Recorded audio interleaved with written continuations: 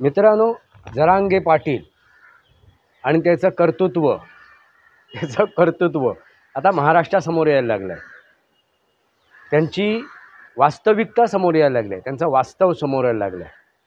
आणि सर्वात मोठा नेता मराठ्यांचा ते म्हणजे जरांगे पाटील. आणि भूतो न भविष्यतो असाला प्रतिसादसुद्धा मिळाला. लाखोनी हजारोनी अगदी घराघरातून कार्यकर्ते त्यांच्याबरोबर जायला लागले की आपल्याला काहीतरी मिळणार आहे, आपल्या समाजाचं भलं होणार आहे, आपल्या समाजाचा उद्धार होणार आहे, अशा भावनेने, अशा आशेने, अशा इच्छेने अनेक जण, अनेक सामान्य मराठा त्यांच्याबरोबर सक्रिय झाला. तुम्हाला माहिती आहे, सर्वश्रुत आहे, या महाराष्ट्राचा सर्वात मोठा मराठा नेता, हा 2 नंबरचा नेता, सर्वात मोठा मराठा नेता तुम्हाला माहितीच आहे. त्याचा नाव उल्लेख काय घ्यायची आवश्यकता नाही. आणि हे त्यांचे चट्टेबट्टे आणि जे 6 जण जे आहेत त्यांच्यासोबत होते, त्या 9 जणांमधील त्यांना त्यांनी पुढे केलं. म्हणजे उद्या सकाळी काय झालं तर आपण सही सलामत सुटू, आपण नामानिराळे, म्हणजे आणखीन आपण जगासमोर, ह्या समाजासमोर आपली प्रतिभा, आपली प्रतिमा वाढवू. त्यांच्यावरही पैसा खर्च करायला हवा. मग पैसा येणार कुठून? कष्ट करून तर आणू शकत नाही, कारण कष्ट करण्याची यांच्याकडे इच्छाच नाही. शॉर्टकट आणि फटाफट जे त्यांच्या निकटवर्ती नाही आहेत अशा चाहत्यांना सांगतो आहे, कारण त्यांच्या तोंडाला काही लागलेलं नाही आहे, ते उपाशीच आहेत. जरांगे आणि त्यांचे जे निकटवर्ती आहेत ते तुपाशी आहेत. तुमची कधी बुद्धी तस्करी झाली आहे का? जर झाली असेल तर त्याची कृपया नोंद करावी. कारण का तुमचं झालेलं नुकसान इतरांना डोळे उघडणारं आणि इतरांच्या डोळ्यात अंजन टाकणारं असणार आहे. त्यामुळे लाजू नका. तुमच्या झालेली दिशाभूल, तुम्हाला केलेलं भ्रमित हे जर समोर आलं आणि तुमचं झालेलं नुकसान जर समोर आलं कमेंट्समधून, तर खरोखरच समाजाचा उद्धार होईल. आणि मी पुढच्या व्हिडिओमध्ये त्याचा उल्लेखही करेन. भले तुमचं नाव नाही घेणार, पण त्याचा उल्लेखही करेन मी. हे जे मी मांडतोय हे सुद्धा माझीसुद्धा दिशाभूल झाली होती जेव्हा मी शिवसैनिक होतो. मराठी माणसासाठी.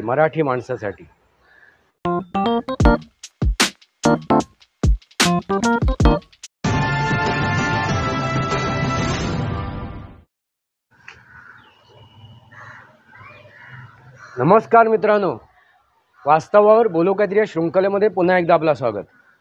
मी आपला मित्र राजेश वासंती साबाजी केळुसकर. मित्रांनो, जरांगे पाटील आणि त्याचं कर्तृत्व आता महाराष्ट्रासमोर यायला लागलं आहे. त्यांची वास्तविकता समोर यायला लागली आहे, त्यांचं वास्तव समोर यायला लागलं आहे. ते उघडे नागडे पडायला लागले. म्हणून ह्यापूर्वीचा एक व्हिडिओ मी बनवला होता, जरा अंगे. आता काय झाले आहेत? नागडे होत आहेत, नग्न होत आहेत. म्हणजे जरा नग्न, जरांगे नाही, जरा नग्न असं म्हणायला हरकत नाही. मित्रांनो, त्यांनी जे आंदोलन केलं, मराठ्यांसाठी आंदोलन केलं, मराठ्यांचा नेता बनण्याचा प्रयत्न केला, आणि सर्वात मोठा नेता मराठ्यांचा ते म्हणजे जरांगे पाटील. आणि भूतो न भविष्यतो असाला प्रतिसादसुद्धा मिळाला. लाखोनी हजारोनी अगदी घराघरातून कार्यकर्ते त्यांच्याबरोबर जायला लागले की आपल्याला काहीतरी मिळणार आहे, आपल्या समाजाचं भलं होणार आहे, आपल्या समाजाचा उद्धार होणार आहे, अशा भावनेने, अशा आशेने, अशा इच्छेने अनेक जण, अनेक सामान्य मराठा त्यांच्याबरोबर सक्रिय झाला, त्यांच्यासोबत सामील झाला त्या आंदोलनामध्ये, उपोषणामध्ये. आणि रातोरात जी प्रसिद्धी मिळाली होती या जरांग्यांना, त्या जरांग्यांच्या डोक्यात हवा घुसत गेली. आणि या हवा घुसल्यामुळे जी काय परिस्थिती आली आहे ती जग जाहीर आहे. मित्रांनो, ह्या ज्या व्हिडिओला मी शीर्षक दिलं आहे ते म्हणजे ह्यांच्या आंदोलनासाठी हा पैसा आला कुठून, पैशाचा ओघ आला कुठून. आता एक एक त्याचे पडदे उठत आहेत, ह्या नाटकाचे पडदे एक एक उठायला लागले आहेत. हा जो तमाशा मांडला होता आंदोलनाचा, उपोषणाचा, एकदा उपोषण केलं, ते उपोषण सोडलं, परत उपोषण केलं, परत ते सोडलं, परत उपोषण केलं, परत ते सोडलं. मित्रांनो, या उपोषणावरती सुद्धा एक मी व्हिडिओ बनवणार आहे. आणि सर्वात मोठा उपोषण करणारा एक नाटकी माणूस ह्या इतिहासात होऊन गेला आहे, त्याच्याबद्दलसुद्धा मी माझे मत आणि माझे विषय मांडणार आहे. त्याचं वास्तवसुद्धा तुमच्यासमोर ठेवणार आहे. असो मित्रांनो, तुमच्या लक्षात आलंच असेल, सर्वात मोठा इतिहासामधील तो आंदोलक. असो मित्रांनो, आपण आज चर्चा करतोय ते म्हणजे मराठा आरक्षणाबद्दल, या आंदोलनाबद्दल. आणि मराठा आरक्षण मिळवून देण्यासाठी अगदी पोटतिडकीने ह्या जरांगे पाटलांनी, पोटतिडकीने म्हणायला हरकत नाही, पोटतिडकीने त्यांनी मुख्यमंत्री त्यावेळीचे एकनाथ शिंदे, उपमुख्यमंत्री देवेंद्र फडणवीस यांच्यावरती अगदी तोंडसुख घेतलं. देवेंद्र फडणवीस यांच्या तर पत्नीपर्यंत गेलेत, त्याच्या मुलीपर्यंत गेलेत, त्याच्या कुटुंबापर्यंत गेलेत, कमरेच्या खाली बोलायला लागलेत. म्हणजे ह्या महाराष्ट्राचे एक नेते आहेत, ते सरकारमध्ये आहेत, प्रशासनमध्ये आहेत, शासनामध्ये आहेत. अशा नेत्यांना अवाच्य भाषेत ते त्यांचा उल्लेख करायला लागले. आणि सर्वश्रुत आहे मित्रांनो. आणि जनतेने ऐकलं, सहनही केलं, समजूनही घेतलं. जनतेने काय विचार केला, हा जो व्यक्ती आहे हा अशिक्षित आहे, बावळट आहे, मूर्ख आहे, गावठी आहे. म्हणजे आपण म्हणतो ना, एखादा दारू प्यायला असेल, जाऊन ते दारू प्यायलेला आहे, दारूच्या नशेत आहे, त्यामुळे तो बरळतोय, काही बोलतोय, शिव्यागाळ करतोय, असं आपण त्याच्याकडे दुर्लक्ष करतो. तसं ह्या दारूबाज, नशेबाज माणसाकडे दुर्लक्ष केलं गेलं. त्याचं वास्तव आता समोर येते. त्याचा तो मेवणा, मेवणा मेवणा जरांग्याचा पावणा, यावरील मी व्हिडिओ केलेला आहे. तर ह्या मेवण्याने, या खेडकरने काय प्रताप केलेत आणि हे प्रताप कुठे गेलेत, कुठे हा प्रताप केला त्यांनी. जिथे पहिली सभा, जिथे पहिलं आंदोलन ह्या जरांगेने केलं होतं, त्या आंदोलनाची जागा जिथे होती ना, आता तुम्ही लिहा कमेंट बॉक्समध्ये लिहा त्या गावाचं, त्या तालुक्याचं नाव काय, त्या जिल्ह्याचं नाव काय. आणि त्या जिल्ह्यामध्ये, त्या तालुक्यामध्ये, त्या गावामध्ये ते आहे हॉटेल. मित्रांनो लक्षात घ्या, मुद्दाम मी उल्लेख नाही करत आहे, तुम्ही उल्लेख करा. हो गया, तुम्हाला सर्च करून त्याचा उल्लेख सापडतोय का. जरांग्यांचं पहिलं आंदोलन, आणि त्या आंदोलनाच्या ठिकाणीच ते हॉटेल आहे. आणि त्या हॉटेलमध्ये हे त्यांचे मेवणे, लाडके मेवणे, पत्नीचे भाऊ, पाहुणे त्यांचे, ते कामाला लागले, ते कार्यरत झालेत, नोकरीला लागलेत. काय म्हणून, तर एक वेटर म्हणून. मित्रांनो बघा किती शातीर दिमाग आहे. वेटर, आता वेटर म्हणून तिथे नियुक्ती झाली त्यांची आहे. पण त्याच हॉटेलमध्ये त्या वाळू तस्करांच्या मीटिंग व्हायच्या, चर्चा व्हायच्या. वाळू तस्कर तिथे येऊन बसायचे. आता वाळू तस्करांना टीप देणारा एखादी व्यक्ती हवी होती. मग हा मुखभीर झाला. हा जो खेडकर आहे तो मुखभीर झाला. म्हणजे जसं पोलिसांचा मुखभीर असतो, टीप देणारा असतो, तसा ह्या वाळू तस्करांचा सुद्धा एक टीप देणारा मुखभीर हा खेडकर. म्हणजे विचार करा मित्रांनो, किती डोकं आहे ह्या जरांग्याचं. तुम्हाला काय वाटते. ह्या मेवणा जो तिथे हॉटेलमध्ये रुजू झाला, नोकरीला लागला, तो आपोआप झाला का. याच्या मागे डोकं कोणाचं असेल, शातीर दिमाग कोणाचं असेल, तर या जरांग्याचं. आणि या जरांगेच्या पाठी कोण आहे तुम्हाला माहिती आहे, सर्वश्रुत आहे. या महाराष्ट्राचा सर्वात मोठा मराठा नेता, हा 2 नंबरचा नेता, सर्वात मोठा मराठा नेता तुम्हाला माहितीच आहे, त्याचा नाव उल्लेख काय घ्यायची आवश्यकता नाही. आणि हे त्यांचे चट्टे बट्टे, हा 2 नंबरचा नेता, उजवा हात. आणि आता तो स्वतःला काय समजतोय, मीच सर्वात मोठा मराठ्यांचा नेता, असा हा जरांगे. मित्रांनो, तुम्हाला काय वाटते, त्या वाळू तस्करीमध्ये हा त्याचा मेवणा उतरला, त्याच्या मागे ह्या मेवण्याचं डोकं होतं का? मेवण्याची तेवढी क्षमता होती का? नाही मित्रांनो. कारण का, तर त्याच्या मागे त्याचा भावजी होता. भावज्या ज्याला बोलायचं काय आणि कार्याचं काय, सगळं मुसलकेरात. ज्याला बोलायचं काय आणि कार्याचं काय. मित्रांनो बघा, किती हुशार हा जरांगे. कारण त्याला माहिती आहे, जर उद्या सकाळी आपली चौकशी झाली तर आपल्या अकाउंटवर पैसे नसावेत. जर आपली चौकशी झाली तर आपल्या मोबाईलतून आपण केलेलं संभाषण रेकॉर्ड होऊ नये, ही त्याने अगदी काळजी घेतली. प्रत्यक्षपणे असं काय करायचं नाही. आपण अगदी दीनदुबळा, गरीब बापडा, गरीब बिचारा असंच स्वतःला प्रेझेंट करायचं, असंच प्रदर्शित करायचं.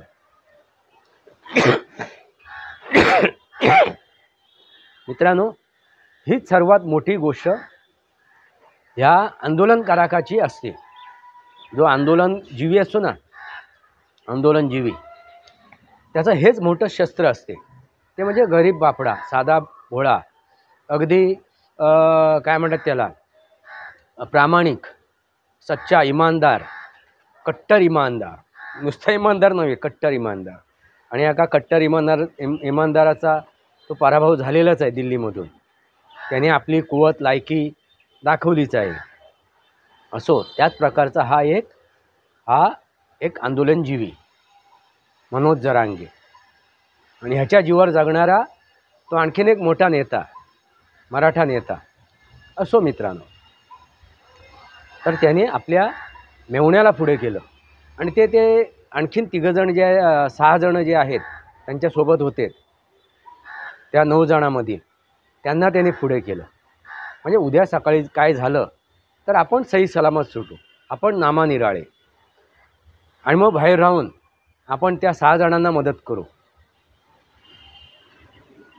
आपल्या मेवण्यासकट त्या 6 जणांना मदत करू, असं आश्वासन त्यांनी दिलं असणार 100% त्या 6 जणांना, त्या मेवण्यालासुद्धा, की तू काय काळजी करू नकोस. देवेंद्र फडणवीस म्हणजे काय, माझ्या पुढे झाडकी पत्ती आहे. त्याला सकाळ संध्याकाळ मी शिव्या घालतो, उठता बसता त्याला झापून काढतो, त्याची आई बहीण काढतो, आणि तो काय उत्तर देत नाही. आता देवेंद्र फडणवीस हे संयमी आहेत. उचलली जीभ लावली टाळायला नाही. ते कायद्याने सर्व करतात, नियमाने सर्व करतात. आणि त्याने ते नियमाने, कायद्याने सुरू केलेलं आहे. आता या जरांग्याला कधी माहीत पडणार. त्याला वाटला आपला आका जो आहे, आपला आका, तो आपल्याला वाचवेल, तो आपल्या मागे उभं राहील. पण मित्रांनो, महत्त्वाची गोष्ट, ह्या आकाने अशा बऱ्याच जणांना देशोधडीला लावलेलं आहे. गरज सरो वैद्य मरो, च्युइंगमसारखा चावून त्यांनी थुंकून दिलेलं आहे. तसा ह्या जरांग्यालासुद्धा तो च्युइंगमसारखा चावून थुंकून देणार. कारण त्याचं जे काय इस्पित साध्य करायचं होतं ते त्यांनी केलं.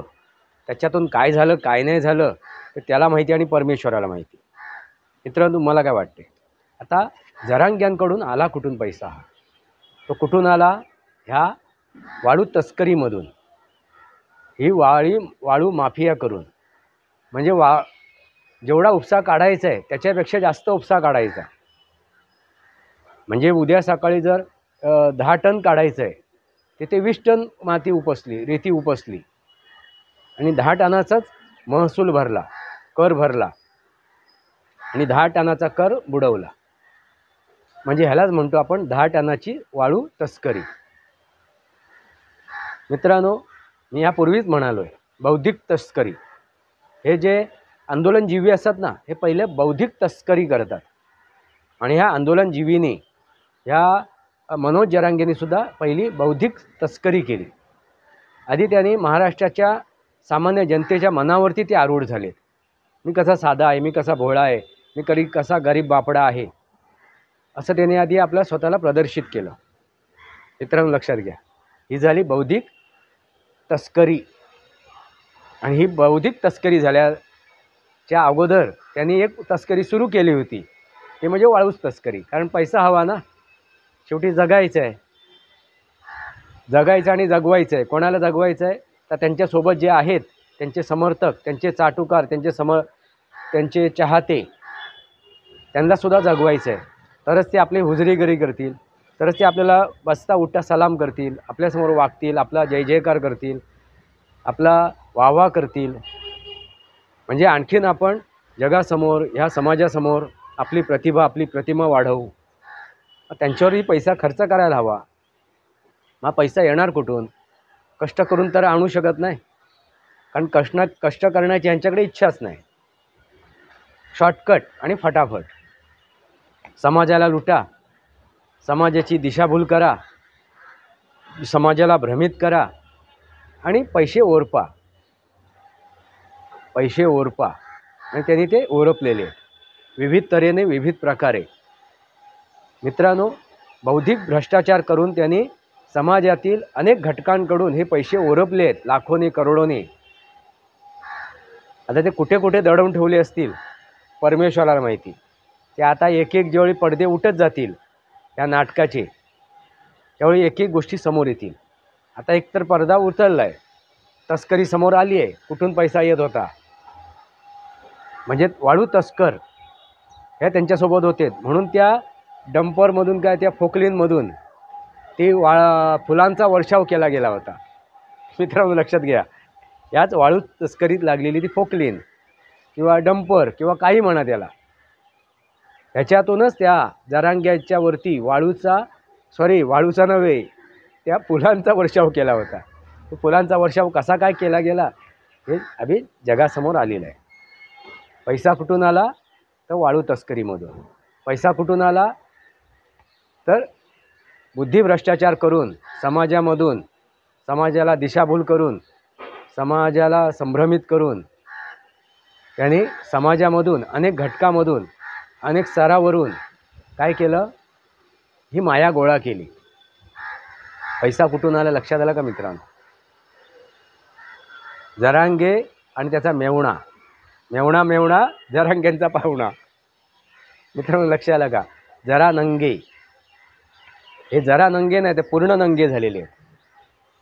आणि हा एकच नंग्या नाही झाला आहे. आता भारतामध्ये जे आंदोलनजीवी आहेत ना, ते एक आता नंगा होतोय. अरविंद केजरीवाल नंगे झालेत, तो राकेश टिकैत नंगे झालेत. राकेश टिकैत शेतकऱ्यांचे नेते, शेतकरी नेते, किसान नेते. मित्रांनो, राहुल गांधी सर्वात मोठे नेते आहेत. आता एकेकाची आता काय होते? नग्न अवस्था येते. मग खालून वरून पहा काय आहेत, किती आहेत, उघडे नागडे, जरा नंगे. मित्रांनो काय होते माहिती आहे मित्रांनो, की आपण न समजून घेता, न उमजून घेता, न त्याची पारख करता, न त्याची पडताळणी करता आपण एखाद्याच्या मागे वाहत जातो ना, हीच सर्वात मोठी चूक आहे. आपली सद्विवेक बुद्धी आपण एखाद्याच्या चरणी वाहून टाकतो.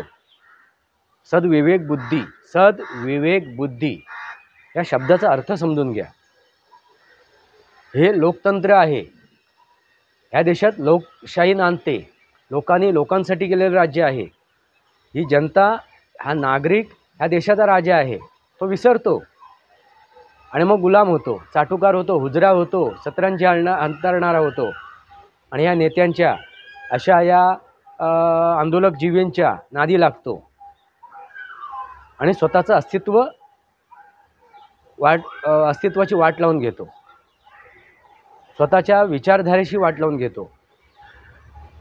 मग हळूहळू त्याचा विश्वास स्वतःवरही उडायला लागतो. कारण आपण ह्याच्यावर विश्वास ठेवला त्याने धोका दिला, त्याच्यावर विश्वास ठेवला त्याने धोका दिला. मग तो विश्वास ठेवायला घाबरतो का? तर तो स्वतःवरही विश्वास ठेवायला घाबरतो. मित्रांनो, ती परिस्थिती यायला देऊ नका, मी कळकळीची विनंती करतो आहे. आणि बऱ्याच व्हिडिओमधून मी त्याचा उल्लेख केलेला आहे. तुम्ही राजे आहात, तुमच्या हातात ती हे आहे, ताकद आहे, ती क्षमता आहे, ती कुवत आहे. कारण तुम्ही राजे आहात, तुमचं ते कर्तव्य आहे, तुमचा तो अधिकार आहे आणि तुम्ही मिळवू शकता. त्याच्यासाठी कोणाच्या समोर वाकण्याची आवश्यकता नाही आहे, कोणाच्या पुढे नतमस्तक होण्याची आवश्यकता नाही आहे. तुमचे अधिकार मिळवण्यासाठी तुम्ही स्वतःहून प्रयत्न जर केला तर त्या प्रयत्नाला यश येऊ शकते. आणि महत्त्वाची गोष्ट मित्रांनो, आत्मनिर्भर बना. छत्रपती शिवाजी महाराज आत्मनिर्भर बनलेत म्हणून ते छत्रपती झालेत. बाबासाहेब आंबेडकर हे आत्मनिर्भर बनलेत म्हणून महामानव बनले.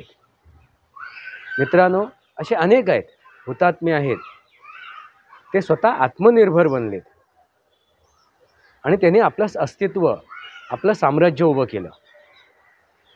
दुसऱ्यावरती विसंबून राहून, दुसऱ्याच्या पुढ्यात हात पसरून, पदर पसरून आपल्याला काही साध्य होणार नाही. आरक्षण किती जणांना मिळणार ना? आता समजा मराठा आरक्षण दिलं, सरसकट दिलं, तर त्या मराठा आरक्षणामधून त्या मराठा समाजातील किती टक्के लोकांना त्याचा लाभ मिळेल? किती टक्के लोकांना त्याच्यात लाभ मिळेल? किती पिढ्या जातील? किती पिढ्या त्या लाभापासून वंचित होतील, राहतील? याचासुद्धा विचार करा ना. कारण लोकसंख्या किती आहे? लोकसंख्येचा डो मुसळला आहे.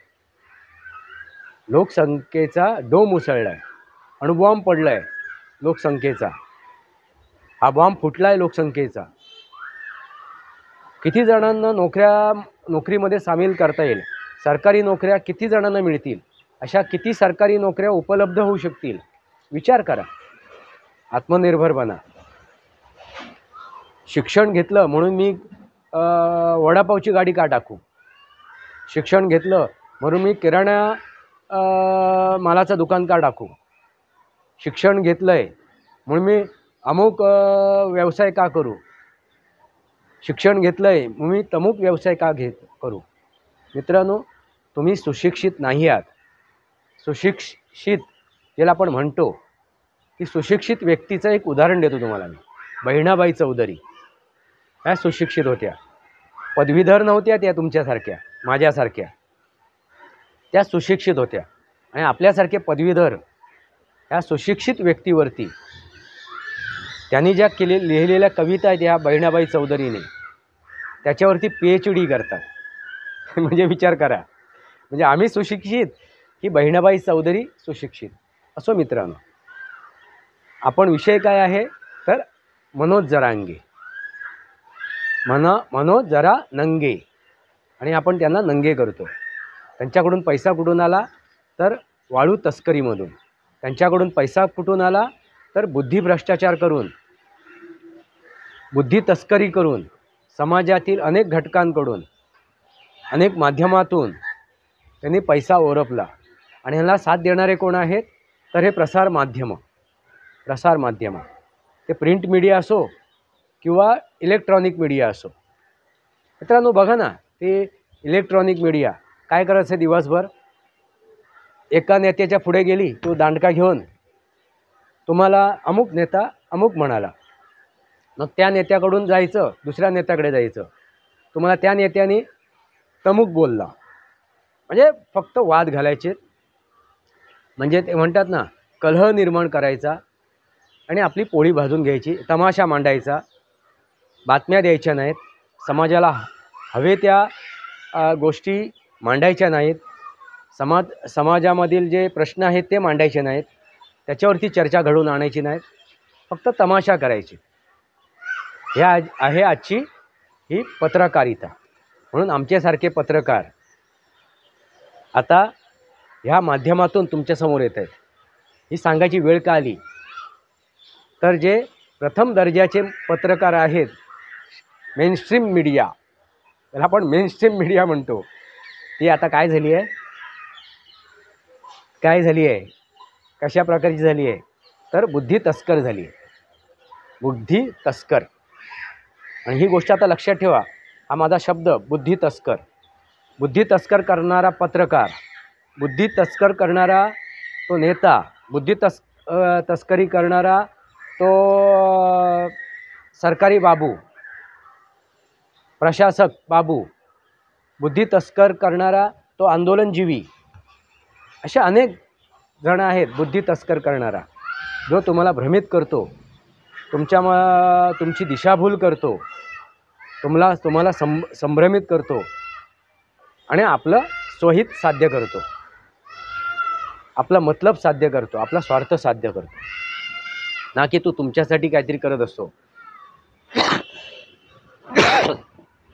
ना की तुमच्यासाठी तो लढत असतो, काही नाही करत असतो. तो फक्त बोलाची कडी आणि बोलाचा भात एवढंच करत असतो.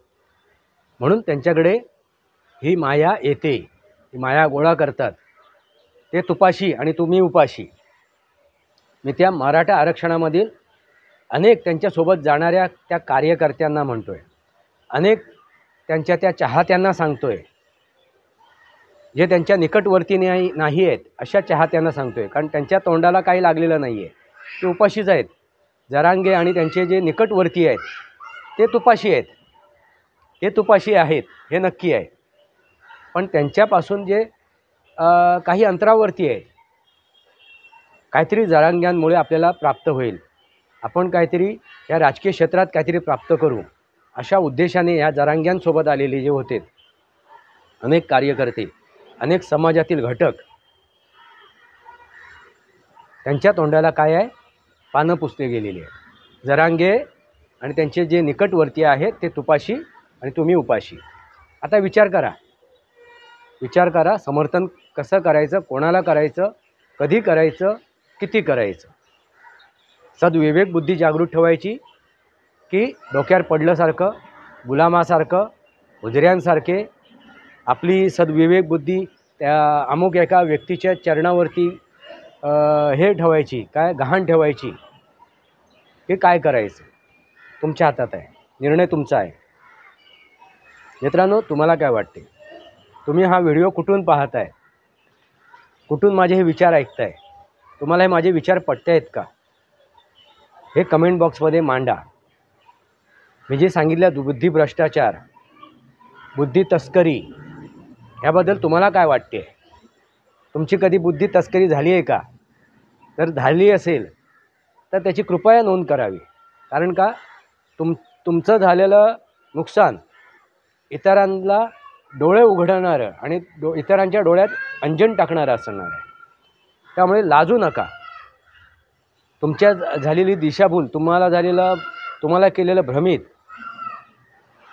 हे जर समोर आलं आणि तुमचं झालेलं नुकसान जर समोर आलं कमेंट्समधून, तर खरोखरच समाजाचं उद्धार होईल. समाजातील जे इतर घटक आहेत ते सावध होतील, ते सावध भूमिका घेतील. आणि मी पुढच्या व्हिडिओमध्ये त्याचा उल्लेखही करेन. भले तुमचं नाव नाही घेणार, पण त्याचा उल्लेखही करेन मी, की असं नुकसान झालेलं आहे. भ्रमनिराश तुम्ही झाले आहेत. तुमचा मनात द्विविधा निर्माण करून, तुमच्या मनात द्वेष निर्माण करून, तुमच्या मनात असूया निर्माण करून, तुम्हाला तुमची दिशाभूल करून, तुम्हाला संभ्रमित करून, तुमचा फायदा उचलला आहे, तुमचा मतलब साधला आहे, असं जर घडलं असेल तर कृपया करून कमेंट बॉक्समध्ये त्याची नोंद करावी, त्याचा सविस्तर मांडावं. हे जे मी मांडतो आहे ना मित्रांनो, हे सुद्धा माझीसुद्धा दिशाभूल झाली होती जेव्हा मी शिवसैनिक होतो. मराठी माणसासाठी. पण मराठी माणसाचा किती उद्योजक झाला त्या शिवसेनेच्या काळामध्ये ते जगाने बघितलंच आहे. वडापाव उद्योगपती आणि झुणका भाकर केंद्र उद्योगपती, ह्याच्या पलीकडे तो जाऊ शकला नाही. आम्ही सावध झालो, आम्ही जागे झालो तरीसुद्धा आज मी शिवसैनिक आहे. कारण शिवसैनिक हा असा होता, त्यांनी कधीही हे नाही केलं, स्वार्थ साधण्याचा प्रयत्न केला. त्यांनी इच्छा आकांक्षा ठेवल्या नाहीत. त्यांनी जे काय कार्य केलं ना, ते मनापासून केलं. कुठलीही इच्छा आकांक्षा न बाळगता केलेलं आहे. कारण तो शिवसैनिक कोणाचा आहे, तर त्या छत्रपती शिवाजी महाराजांचा. आम्ही छत्रपती शिवाजी महाराजांना समोर ठेवून, अभिलेखून, त्यांना आमचं दैवत मानून आम्ही या शिवसेनेमध्ये सामील झालो होतो. बाळासाहेबांनी तसं प्रेम दिलं आम्हाला. पण जे आम्हाला हवं होतं, जे आम्हाला साध्य करायचं होतं, ते आम्ही करू शकलो नाही. पण जो मराठी माणसाला मान मिळायचा तो मिळाला. पण जे वास्तवात उद्धार व्हायला पाहिजे होता, प्रगती व्हायला पाहिजे होता, विकास व्हायला पाहिजे होता, उद्योजक व्हायला पाहिजे होता, तो त्या शिवसेनेच्या त्या काळामध्ये तो झालेला नाही आहे. असो मित्रांनो, आता कोण कमी पडला, आम्ही कमी पडलो की नेते मंडळी कमी पडलेत, काय झालं परमेश्वराला माहिती. पण हे मी तुमच्यासमोर मांडलं आहे का आपण कुठेतरी आपल्या सद्विवेक बुद्धीला शाबूत ठेवायचं. मित्रांनो, मी कुठेतरी थांबलो. मी कार्यकर्तासुद्धा होतो, पण कार्य करता करता मी उद्योगसुद्धा सुरू केला. मी आर्किटेक्ट म्हणून काम करत होतो, मी एक आर्टिस्ट म्हणून काम करत होतो, आणि ते करता करता मी डेव्हलपिंगमध्ये सुद्धा उतरलो, गृहनिर्माणामध्ये सुद्धा उतरलो. म्हणजे मी स्वतःला सावरलं, भरकटत गेलो नाही. मित्रांनो, लक्षात आलं का? हेच तुम्हाला सांगायचं आहे. तर आपली सद्विवेक बुद्धी जागृत ठेवा. कुठे थांबायचं आहे, कुठे आपल्याला पूर्णविराम द्यायचा आहे, कुठे स्वल्पविराम द्यायचा आहे, ते तुम्ही ठरवा. निर्णय तुमच्या हातात आहे. कुठल्याही नेत्याच्या, कुठल्याही व्यक्तीच्या चरणी नतमस्तक होऊ नका. आपली सद्विवेक बुद्धी घाण ठेवू नका. बस एवढंच सांगायचं आहे. अन्यथा ते तुपाशी आणि आम्ही उपाशी. आता उपाशी राहायचं आहे म्हणून ते महाराष्ट्र सैनिकांचा एक हे आहे, उद्घोष आहे, जय महाराष्ट्र, करा कष्ट, साधा उद्दिष्ट, नाहीतर जय महाराष्ट्र, करा कष्ट, नाहीतर खाल उष्ट, असं म्हटलं आहे. मग मी त्याचा हे केलं आहे बदल. जय महाराष्ट्र, करा कष्ट, साधा उद्दिष्ट, नाहीतर खाल उष्ट आणि व्हाल नष्ट. काय? जय महाराष्ट्र, करा कष्ट, साधा उद्दिष्ट, नाहीतर खाल उष्ट आणि व्हाल नष्ट. आता काय करायचं आहे? जय महाराष्ट्र, निर्णय घ्या. जय भारत, जय महाराष्ट्र. वास्तवावर बोलू काहीतरी या शृंखलेला सबस्क्राईब करा, बेल आयकॉन दाबा. माझे विचार पडसे लाईक करा, आपले विचार कमेंट बॉक्समध्ये मांडा. तुर्तास इतकंच. भारत माता की जय, वंदे मातरम. जय भारत, जय महाराष्ट्र, जय सनातन.